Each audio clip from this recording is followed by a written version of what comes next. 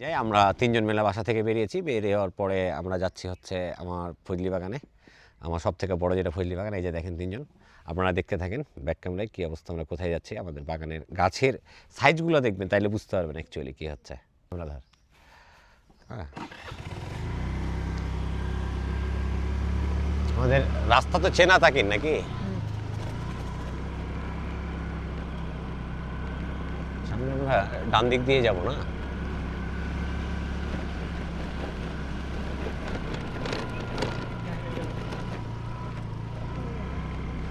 ডানে যাব, এখান দিয়ে যাবো কেন?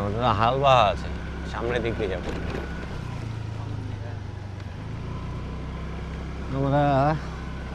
মুকুল যথেষ্ট ভালো এসছে এখন, গতবারও ভালো এসেছিল, এখন কি অবস্থায় যাবে জানি না।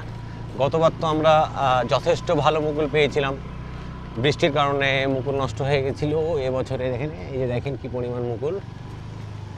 এটা যদিও আমার বাগান নয়, আমরা যাচ্ছি আমাদের গাছের সাইজ, একটা গাছে আম যদি ঠিকঠাক হয় তাহলে অলমোস্ট বলতে পারেন 40 থেকে 50 মণ আম নামবে। দেখিস গাছের ডাল আছে,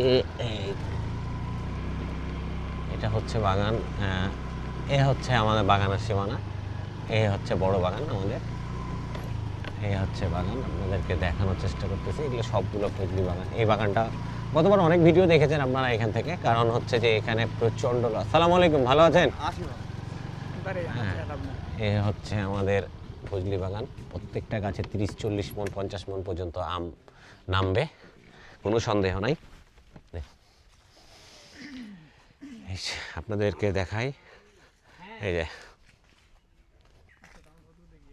এই যে আমরা তিনজন মিলে এসেছি বাগান ভিজিট করতে, কারণ সচরাচর আসা হয় না। আপনি প্রত্যেকটা বাগান গাছে মুকুল দেখেন, কি চমৎকার, খুবই চমৎকার। গত বছরও ছিল, এবছরও আশা করতেছি ভালো কিছু হবে। গত বছর আমার এই বাগানে যথেষ্ট ভালো আম হয়েছিল, আম নিয়ে আমার কমপ্লেন ছিল না, কিন্তু আমের দামটা নিয়ে একটু প্রবলেম ছিল। যাই হোক, নষ্ট হয়েছিল বৃষ্টির কারণে, কিছু করার নাই। এটা ফজলি বাগান, আপনাদের দেখাই, দেখেন মুকুল দেখেন, এটা দেখেন কি অবস্থা। মুকুল একদম নিচ থেকে, আমার গাছের বড় গাছগুলো যেগুলো হয় সাধারণত, আমার এই ফজলি বাগানে কয়েকটা গাছ আছে যে মাটির সাথে মিশে আছে ডাল। আমি অনেক ভিডিও দিয়েছি আপনাদেরকে, এগুলো দেখিয়েছিলাম এই বাগানের আম নিয়ে, কারণ ফজলি বাগান আমার এটা গতবার হিউজ আম হয়েছিল এই এলাকাটাতে। বলতে পারেন যে আমার যে আমটা হয়েছিল এটা হয়তো আর 10 জনের হয় না, হিউজ পরিমাণ। চলেন আপনাদের আমি একটা ন্যাংরা গাছ দেখাই।